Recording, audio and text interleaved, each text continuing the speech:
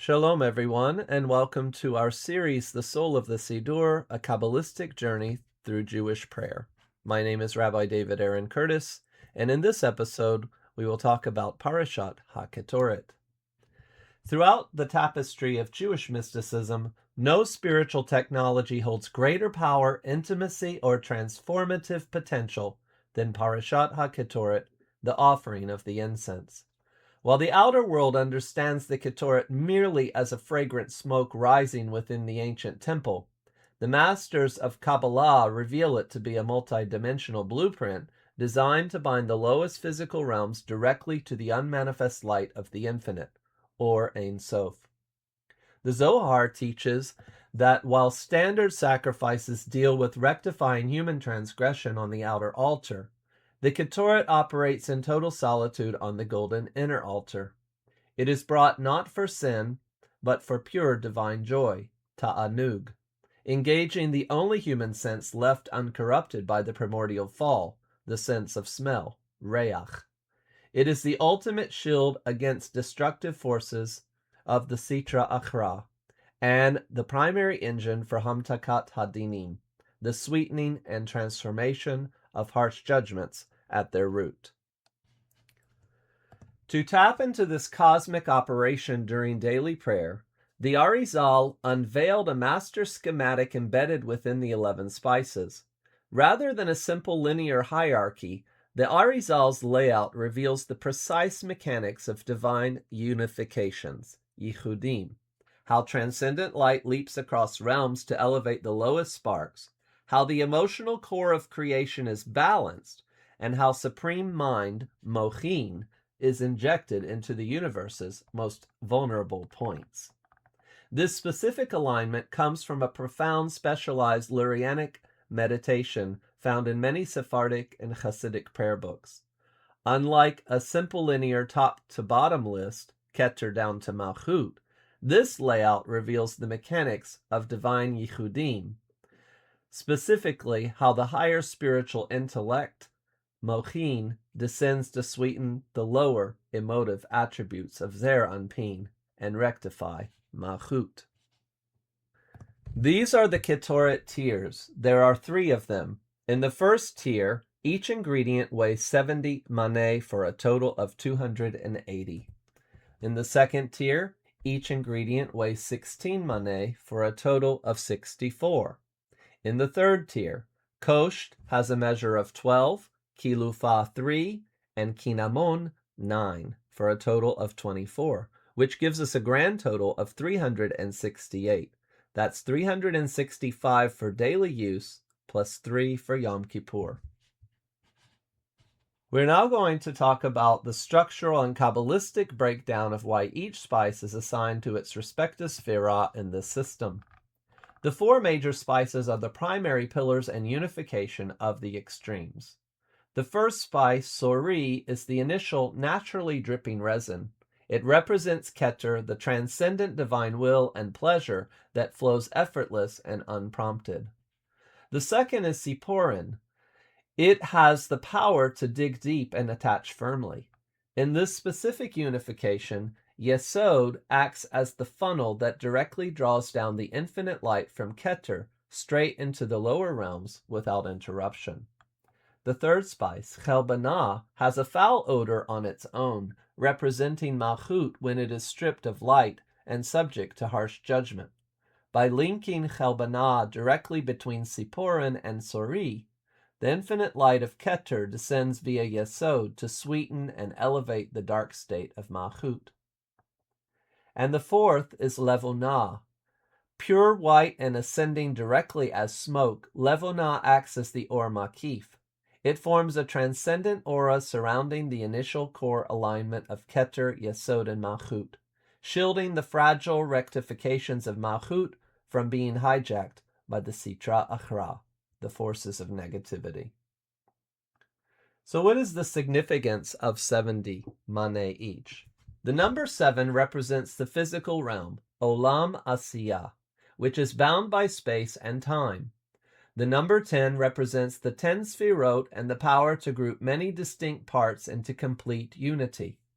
According to the Kabbalistic sages, Multiplying 7 by 10 represents taking all of the scattered chaotic forces of the physical world and elevating them back to divine unity. 70 times 4 equals 280. When we take 70 mane each and multiply by the number of spices in this group, the total is 280. In Gematria, 280 corresponds to 280 different manifestations of Gevorah. The main purpose of burning these 280 measures was to transform severe judgment into chesed. 280 is also the numerical value of the word par, which denotes fruitfulness, expansion, and breaking through limits. Also, 4 is significant because it represents the 4 worlds and the 4 letters of the divine name, which aligns the 70-fold rectification across all 4 realms of Atzilut, Beriah, Yetzirah, and Asiya. Rashi and the Zohar note that Chelbanah represents the dark, unrefined realm of the Kelipot. Giving Chelbanah the same portion of 70 maneh as the pleasant aromas reveals a deep Kabbalistic truth. True tikkun does not come from excluding what is broken, but from elevating and integrating it back to the realm of holiness. In the second tier, we have the middle 4 spices, which map directly to the foundational emotive channels of the divine emotional array known as Zeir Anpin. The 5th spice, Mor, is associated with Chesed, and Mor Diror, the expansive free flow of divine grace and unconditional love. Ketziyah, derived from stripping the inner bark with force, representing boundary, restriction, and divine strength, the Sphira of Gevorah.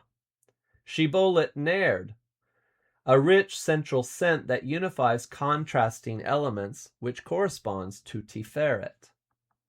And Charkom, brilliant golden yellow, representing the active, enduring victory of Netzach that pushes the light forward. While the 70 maneh spices represent the foundational primary level of reality, rectifying time, nature, and the 70 root nations, the second tier shifts the focus to the mechanics of revelation, space, and spiritual protection. 10 represents the unseen reality, namely the 10 Sphirot. 6 represents the physical world of space, the 6 directions, north, south, east, west, up, down, as well as the 6 emotional Sphirot known as Zeir Anpin. The mid-tier spices do not just exist in the transcendent domain, they represent taking the complete divine light, 10, and funneling or channeling it down directly into physical space and human emotions, 6.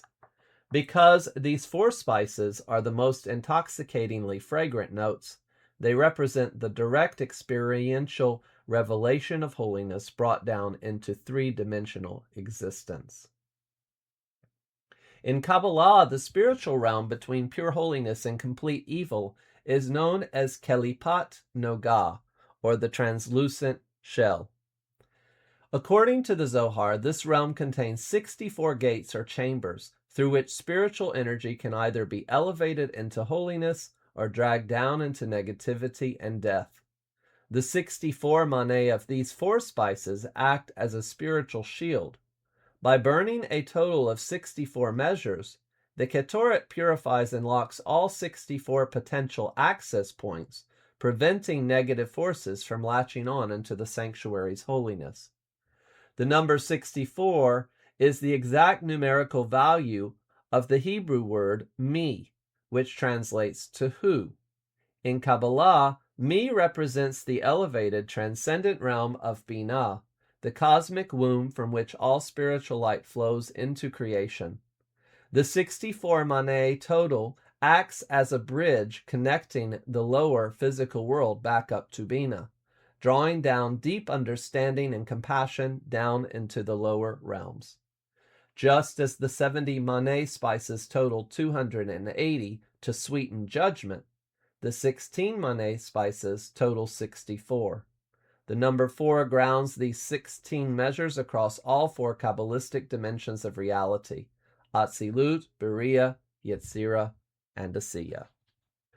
We now come to the third tier, which are the final three spices, and this final group is where this specific system reveals its deepest secret, bringing the highest intellectual lights of the mochin into the lower world. The ninth spice is kosht, and it is assigned to Chokhmah. Why 12 maneh? The Sefer Yetzirah teaches that three-dimensional space is held together by 12 diagonal boundaries, the edges that hold the physical universe together. 12 represents the full diversity of physical expressions of the human soul and the full cycle of the seasonal year, 12 tribes and 12 months. A root spice that grows deep in the ground, its weight of 12 anchors the highest spiritual energies into the 12-part framework of physical time and space. The 10th spice is Kilufah, which is assigned to Bina. Why 3 maneh? 3 represents the three fundamental spiritual axes, Chesed, the right column, Gevarah, the left column, and Tiferet, the central column, which are channeled down to our physical world through the three Avot, Avraham, Yitzchak, and Yaakov. Bark is the protective outer shell of a tree. A weight of 3 rectifies the outer protective boundary of creation, ensuring that raw physical boundaries, known as kelipot, serve as protective shields rather than barriers to holiness. And the 11th spice is kinomon. Why 9 maneh? Because Hod, this spice is assigned to the Sphira, is the 9th Sphira counting down from Keter. Also in Gematria, 9 is the number of resilience and emet, truth, because any multiple of 9 reduces back to 9. Hod represents the left leg of Zeranpin, which touches the lower physical worlds and is traditionally the place most vulnerable to spiritual attack. Kinemon carries a powerful, pervasive, warming, sweet energy. By funneling the intellectual power of Chokhmah and Bina directly down into Hod, the Ketoret injects supreme divine sweetness into the exact Sphira where judgment attempts to take root, neutralizing all dark forces at the bottom of the spiritual cascade. In Kabbalah, the number 24 represents complete physical coverage, structure, and total containment. The total divine instruction expressed through human language and historical reality is contained within the 24 books of the Tanakh. The 24 gifts designated for the Kohanim represent the total sanctification of physical sustenance and agricultural life. Based on Isaiah 3:18 through 24, Kabbalah speaks of the 24 jewels worn by the Shekhinah, the divine presence in the lower worlds. The 24 maneh decorate and prepare the physical world to become a fit dwelling place for the divine. And then there are 24 hours of the day, the complete, uninterrupted cycle of physical time. By totaling 24 maneh, this tier ensures that the Ketoret's transformative power reaches every corner of physical structure and every moment of time. When we look at Parashat HaKetoret through this specific Lurianic schematic, we are no longer looking at a simple list of ingredients. We are looking at a blueprint for a spiritual reactor. This precise layout reveals how the Ketoret acts as the ultimate mechanism for sweetening judgments, bridging the infinite light of Ein Sof with the physical realm, and rescuing fallen divine sparks trapped in the coarsest, lower dimensions. We are now going to talk about the 3 triads and the encompassing shield. This schematic organizes the 11 spices into 3 functional groups, plus an encompassing shield. The vertical redemption axis, which is Keter, Yesod, and Malchut, and draws Keter directly down into Malchut. The second is the emotive body, Chesed, Gevarah, Tiferet, and Netzach, which balances the core emotions of Zeranpin. And third, the intellectual descent, Chokhmah, Bina, and Hod, which injects Mochin, mind, into the vulnerable heel. The overarching protection is Or Makif, which shields the entire process. In the first triad, the vertical redemption axis, Malchut, represented by the foul-smelling Chalbanah, is the Sphira that descends closest to the realm of the Kelipot. Because it sits at the threshold of impurity, it is easily targeted by the Sitra Achra. Normally, divine light flows down sequentially from Keter to Chokhmah to Bina, etc., slowly stepping down through each realm. But when Malchut is under siege, manifesting as plagues, harsh decrees, or spiritual depression, sequential light is not enough. It requires a direct vertical beam of transcendent light. The Zohar explains that the smoke of the Ketoret binds lower and upper realms into a single knot. Sori represents the unmanifest infinite pleasure of the divine. Sipporan acts as the channel, the brit, or spiritual conduit that bypasses intermediate levels to punch through directly to the lowest point. And Chelbanah receives this intense light. The high voltage of Keter streaming through Yesod ignites the foul-smelling Chelbanah, converting its darkness into sweet fragrance. And finally, the surrounding light, the Or Makif. When such intense transcendent light descends into Malchut, dark forces instinctively swarm to hijack it. Therefore, Levonah wraps around this vertical axis. Pure white and rising straight up in smoke, Levonah generates a blinding sphere of surrounding light that repels negative entities while the transformation of Malchut takes place. Next, we have the second triad, aligning the emotional core of Zeir Anpin. Once the vertical axis, Keter, Yesod, and Malchut, is anchored and shielded, the middle four spices focus on stabilizing Zeir Anpin, the central emotional structure of reality. Tikkunei HaZohar emphasizes that human emotions are the primary arena where the Sitra Achra tries to disrupt divine harmony. Unchecked chesed leads to boundaryless indulgence, while unmitigated gevorah becomes harsh judgment and anger. According to the Arizal's alignment in Sha'ar HaKavanot, Mor is chesed, and is associated in the Tanakh with Mor Deror, free myrrh. It represents the uninhibited, loving outflow of divine grace. Ketzia is gevorah. Derived from stripping tree bark with firm pressure, it provides necessary boundary, discipline, and structure. Shibolet Nerd is tiferet, a delicate, highly complex fragrance that weaves chesed and gevorah together into truth and beauty. Charkom is netzach, the vibrant golden saffron that pushes this emotional harmony forward with victorious endurance. By balancing these four primary emotional channels with equal proportions, 16 maneh each, the Ketoret creates a balanced emotional vessel inside human consciousness and the upper worlds. Netzach acts as the active motor of the emotional body, driving the feelings of Triad 2 into real-world victory and endurance. And now we come to Triad 3, injecting mind into the heel, Mochin to Hod. This final triad reveals the most profound secret in this schematic. Why are Chokhmah and Bina grouped at the end with Hod? In Lurianic Kabbalah, Hod, splendor, or receptivity, represents the left leg of Zeir Anpin. Because it sits at the bottom of the emotional array and touches the lower physical realm of Asiya, it is traditionally considered the most vulnerable point in the entire spiritual system. When the prophet Daniel experienced a vision of harsh judgment, he declared, Hodi, my splendor was turned into corruption.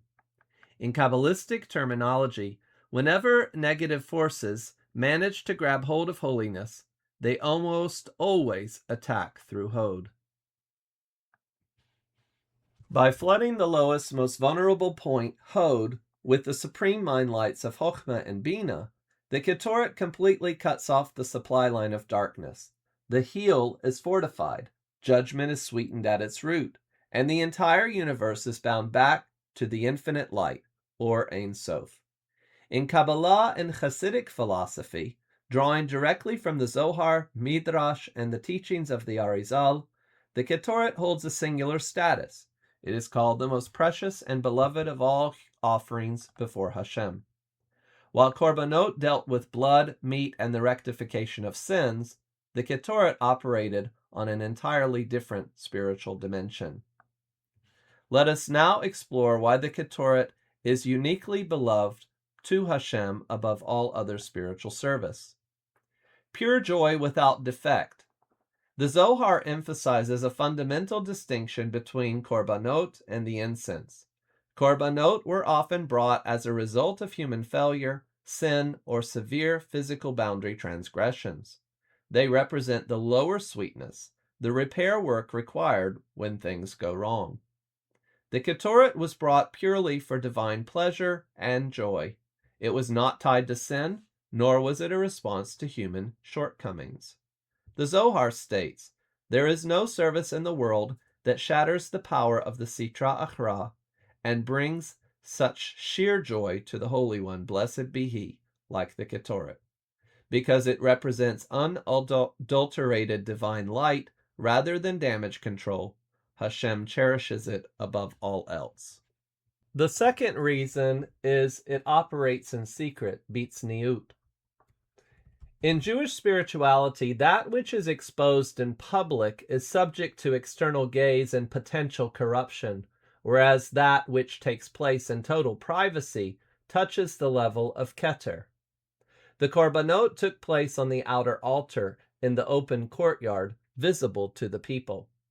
The Ketoret took place on the golden inner altar inside the sanctuary, behind closed curtains, performed in total solitude by a single Kohen. On Yom Kippur, it was brought into the absolute innermost sanctuary, the Holy of Holies. The Talmud notes that when the Kohen entered to burn the Ketoret, no person, not even the ministering angels, was permitted to be in the tent of meeting. This absolute intimacy and privacy made the Ketoret a private love union, a yichud between Hashem and Yisrael, untouched by public display. And the third reason is the sense of smell, reach, the uncorrupted sense.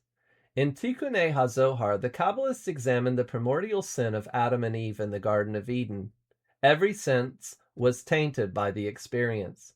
Sight, the woman saw that the tree was good. Touch, and she took of its fruit. Taste, and ate. Hearing, they heard the voice of Hashem. The only physical sense not corrupted during the sin was the sense of smell, reach.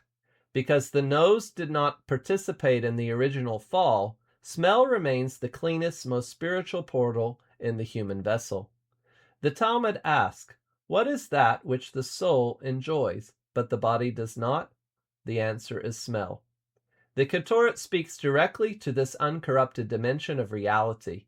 It does not feed the body or the physical senses. It feeds the raw neshama and draws down the transcendent divine presence without material density.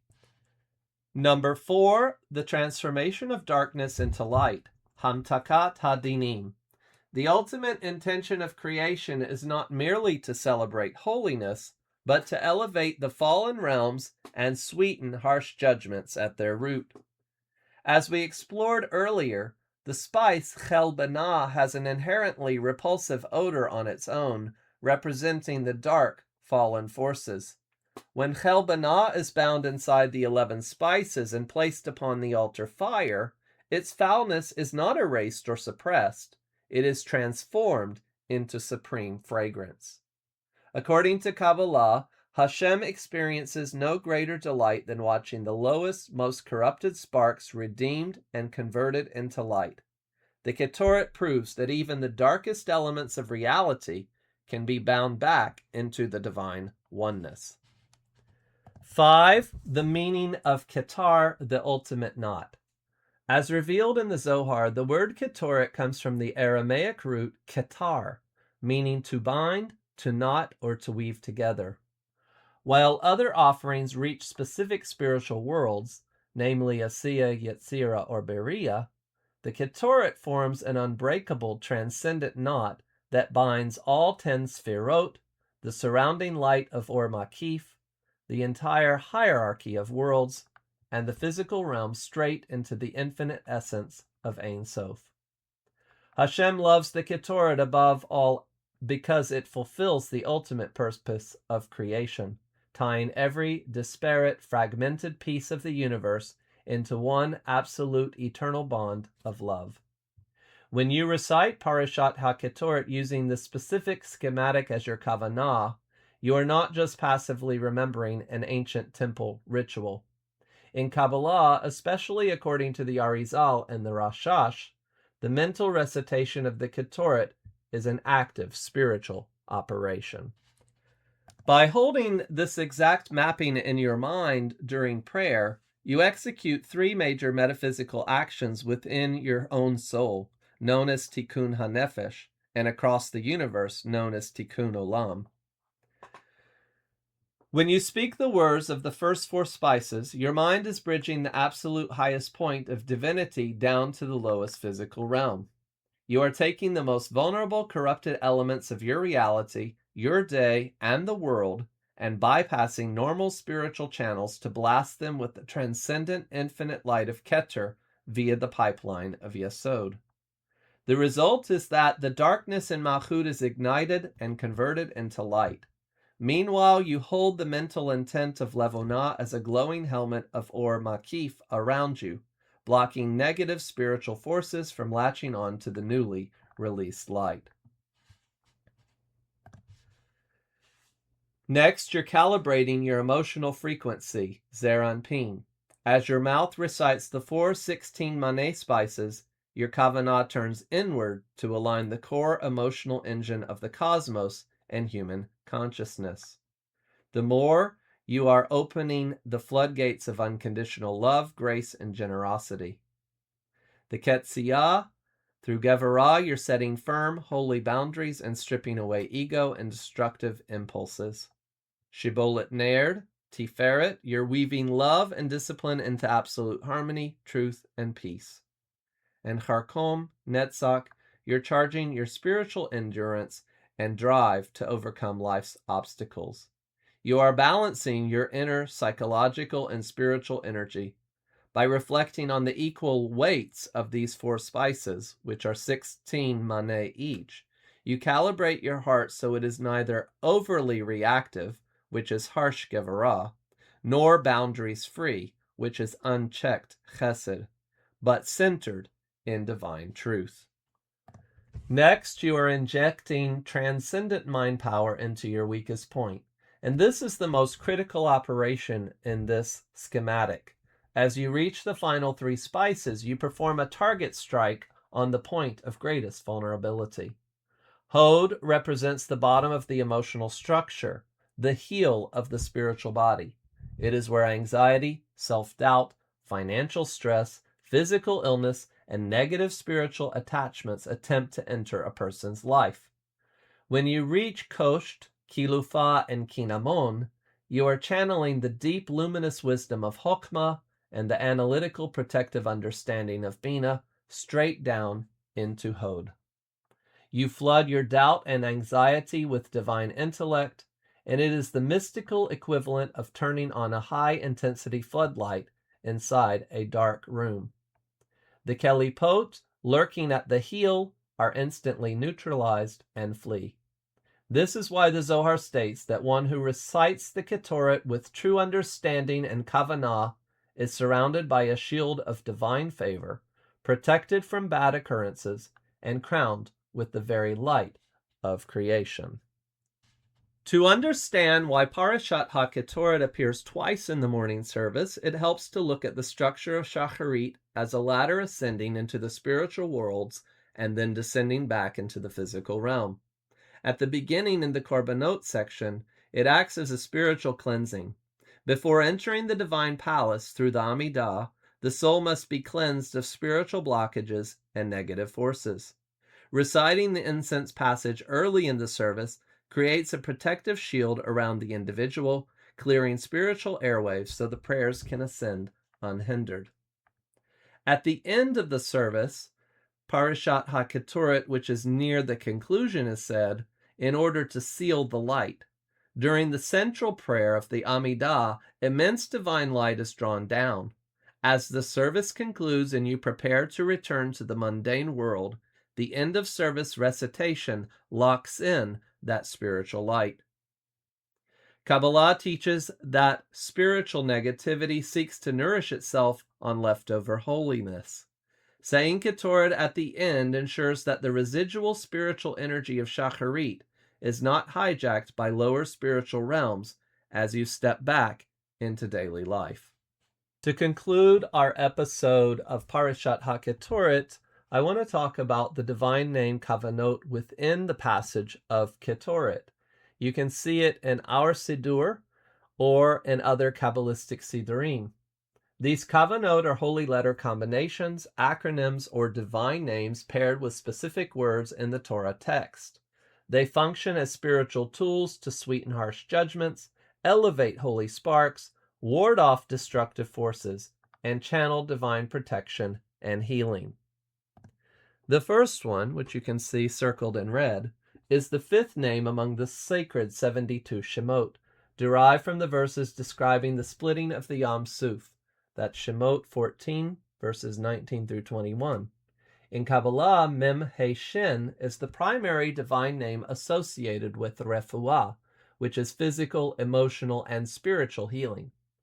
Meditating on this name at the start of the text draws down divine light to cure illness, restore soul harmony, and establish a protective spiritual field. The next one is an acronym or permutation formed from divine letter transformations linked to neutralizing a negef. A negef is a plague, affliction, or epidemic. The Zohar teaches that incense possesses the unique spiritual power to stop plagues in their tracks, as demonstrated by Aaron in Bemidbar 17, 47 through 48. Contemplating Nun Gimel Pei during Kach Lecha activates the force that breaks destructive decrees, transforming wrath into divine mercy.